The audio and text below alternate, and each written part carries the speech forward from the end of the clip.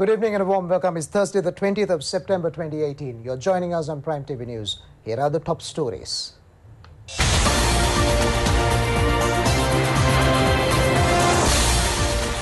President declares that the government is dedicated to developing the North as well as the East. Opposition also appreciates the government's development program. The Tripitaka is to be declared a national heritage. 200 more digital classrooms are to come up this year. And in headlines overseas, dengue infects over 59,000 in Thailand, 69 dying. And now for the news in detail. President Maithripala Sirisena has emphasized that the present government is dedicated to endow the development rights of the Northerners and Easterners without leaving room for a recurrence of the ethnic problem. The President laid this emphasis vesting many development projects in the Trincomalee district in the people. The Sirisara Pivisuma program was launched with the aim of ensuring a broad development in the Trincomalee district. The President declared open today many development projects that were completed under this program. Among them are reconstructed tanks, the elephant fence and road reconstructions.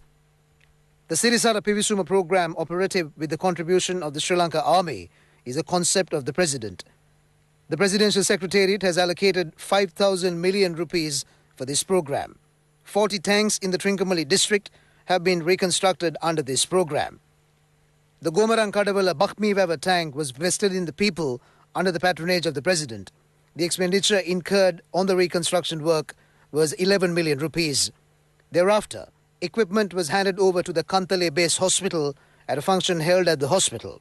The cost of this equipment was around 30 million rupees. Addressing the function, the President said that every government that assumed office did not permit a clear political leadership to the North and East. After 1945, only a handful from the North and the East had been appointed to the cabinet. With his 50-year political career, the President said he wished to mention that to develop a district, there should be a cabinet member from the particular district. The President said that if there were cabinet ministers from the North and East after 1947, a war would not have surfaced. Problems of the people would have been solved along with development. The UNP and the SLFP on many occasions, after assuming power, used MPs of the North and East to safeguard their power.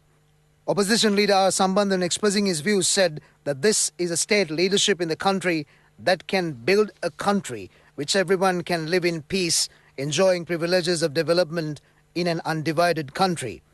The opposition leader pointed out that the Sri Lanka nation can move forward as a developed nation within this leadership that can unite the country. He said that such a development process launched on behalf of the poor was not witnessed in the past. He added that the support of everyone should be extended to this development program operative throughout the country. Meanwhile, the President opened the elephant fence which had been constructed, finding solutions to a long-standing elephant-human problem. It had come up in the Gomarang Kadavala area as a pilot project. It is 30 kilometers long and the expenditure incurred was 21.2 million rupees. The President also declared open the water network constructed at the Jasumanarama Vihara in Trincomalee. 1.5 million rupees from provisions of the Kidney Disease Prevention Presidential Task Force was spent on it. Members of the Mahasangha, as well as many parliamentarians, were among those present on the occasion. The Cabinet has approved the declaration of the Tripitaka as a national heritage. The reprinting of the Tripitaka and other activities are being carried out under the supervision of the Buddha Shasana Ministry. Minister Duminda Disanayake said that the present government has taken initiatives to discharge such a valuable part of the work on behalf of the Buddha Shasana. The government was not ready even to reduce the present place accorded to Buddhism or the Sinhala community. President Maithripala Sirisena submitted a cabinet paper to declare the Tripitaka a national heritage. The proposal was approved. No one is talking about these matters. All monks and Buddhists will gain strength along with the approval of this cabinet proposal. The minister said that as Buddhists, they are also happy about it for being able to do it during their time. He added that there is no leader or a government, such as the present administration, that has ensured the rights of the Buddhists. Education Minister Akila Viraj Karewasam has revealed of plans to launch 200 digital classrooms this year. This, he said, would enable to carry out the education process, linking the entire school network. The minister said knowledge is rapidly growing globally, adding knowledge keeps growing over the years. The minister mentioned that in a rapidly growing world, if education systems are not up to date according to accepted norms, children will face risks in the future. If the education system is not changed under these circumstances, the future of children would face a severe crisis. The necessary decisions needed in this respect will be taken without fear. Digital classrooms are now being introduced. It is planned to establish at least 200 digital classrooms this year. There are no teachers for certain subjects in the north and east. When digital classrooms are introduced, subjects taught in Colombo can be linked to about 10 schools in the island. He said that questions can be raised from the north and the east as well. Studies can be done with 3D technology fully linked with digital classrooms. The minister was speaking at the opening of the Primary Studies Centre building constructed at the Dumpe Devi Balika Vidyalaya. The expenditure incurred on the building was 100 million rupees. The building was constructed under the project "The Nearest School is the Best School." Parliamentarian Harshana Rajakaruna and Principal ARP Nandini Piyasekara were among those present on the occasion. Still at home, the National Dengue Prevention Week will be operative from the 26th of this month to the 2nd of October. But health sectors point out that there is a considerable decline in the number of dengue cases this year. It is a decline of around 70% when compared with last year. However, Director of the National Dengue Eradication Unit, Dr. Hasitha Ditisera, pointed out that the public should further exercise caution on the disease. Dr. Hasitha Ditisera said that dengue is a disease that reaches an epidemic stage from time to time. He revealed that within the next 3 months, it would at least reach a minor epidemic stage. When compared with last year, they witnessed at least a 70% decline of the disease at the national level. By this period last year, the number of patients reported was 150,000. But this year, the number of patients reported so far is less than 38,000.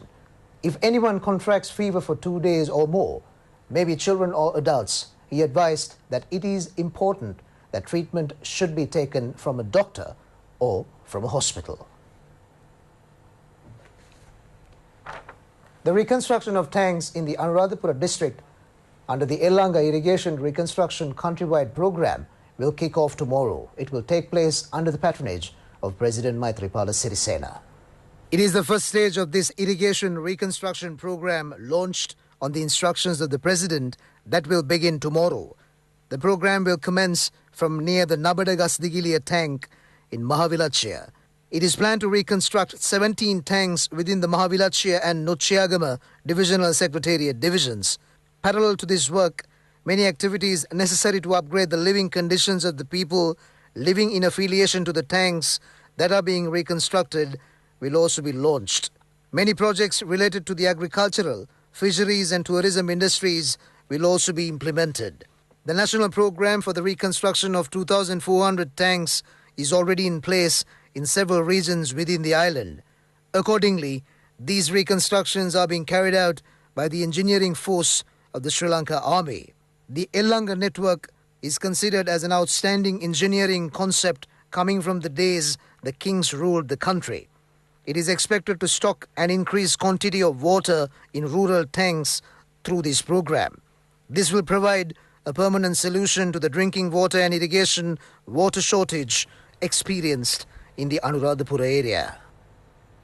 Moving on with the news, the Central Bank of Sri Lanka has decided to minimize the flow of dollars from Sri Lanka to other countries through the control of import of goods. It is in this respect that the Central Bank has said that there should be a 100% deposit in commercial banks for the issue of letters of credit. The central bank said that this initiative has been taken parallel to the fall of the value of the rupee with respect to the US dollar. Thousands of vehicles were imported to the country following the facilities extended by the present government in the import of vehicles. The value of the dollar in rupees has increased by 350% from the year 1977 since the introduction of the open economy. According to statistics, the devaluation of the rupee of the country, which imports a large stock of goods, is a normal incident. But parallel to the fall of the value of the rupee in the last 3 years, depicts a low value. The central bank said that this does not depict a downturn in the economy. Reserves of the central bank were released to the market when the rupee devalued during the past regime. But it is not an appropriate act economically. What should have been done was to control imports, enhancing exports and foreign investments, and also increasing tourism revenue. The limitation of vehicle imports is the most suitable solution. The present government has taken suitable steps to encourage exports and constructing export zones and industrial zones. Economic scholars point out that the government's economic plan is in place with an explicit awareness of the current economic situation. Economic experts point out that it is ludicrous to note that those who are talking about fuel and gas price changes are not talking about the mafia carried out by sugar businessmen. The government took action to increase the fuel and gas prices due to the rapid hike in prices in the world market. It is not a situation confronted by Sri Lanka alone, but has impacted even economic powers in the region such as India. Issuing a statement yesterday, the Ministry of Finance and Mass Media said that permission will not be granted to increase the price of sugar. The ministry pointed out that the price of sugar has rapidly decreased with the increase in supplies to the world market. 75 rupees had to be spent on a kilogram in the import of sugar. But under the new prices, only 55 rupees has to be spent on the import of a kilogram of sugar. Under these circumstances, the government restricts the importation of sugar in order to protect the local sugar producers. It was done by imposing a new tax of 42 rupees per kilogram. Sugar importers do not suffer a loss due to the decrease of this tax by a considerable percentage in the world market during the past. As such, the government has decided to institute legal action under the Consumer Affairs Authority Act if action was taken to hike the price of sugar by hindering the public. According to the Department of Census and Statistics, the normal price of a kilo of local sugar was 110 rupees. Based on the data of the International Sugar Organization, the recent minimum price of the commodity is recorded this month. This is mainly due to the highest yield obtained by sugar-producing countries such as India, Brazil and Thailand. India is the second largest sugar supplier to the world market. According to the reports of the All Indian Sugar Businessmen's Association, the yield of Uttar Pradesh alone has increased by 2 million tons. In the Maharashtra Pradesh, it exceeded 3 million tons. In the face of this situation, the present government is taking action to immediately pass on these benefits to the people. It has been decided to stock the fertilizer necessary for the Maha cultivation season for the northern province. This is mainly due to the heavy rainfall experienced in the region during the Maha season. 520 metric tons of fertilizer needed for cultivation in the Jaffna Peninsula has already been stocked. It includes 226 metric tons of urea fertilizer. Triple super phosphate is also being stocked. In addition to the National Fertilizer Secretariat has taken initiatives to stock 1,000 metric tons of more fertilizer. And finally, in local news, the final sessions of Eval Colombo 2018 was held at the Parliamentary Complex yesterday. It was held under the patronage of Speaker Karu Jayasuriya. Delegations representing around 100 countries were warmly greeted by a group including the Deputy Speaker. The Eval conference was held for 3 days with the participation of parliamentarians from around 100 countries as well as those engaged in the evaluation process. The Speaker said that this evaluation process was held as a result of the democracy enthroned under the good governance administration. Sri Lanka is the first country to hold an evaluation conference concerning the evaluation process. And that wraps up the news bulletin for tonight. You can log on to www.itnnews.lk for more information. Sasanka Das for Prime TV News. Thanks for watching. Good night.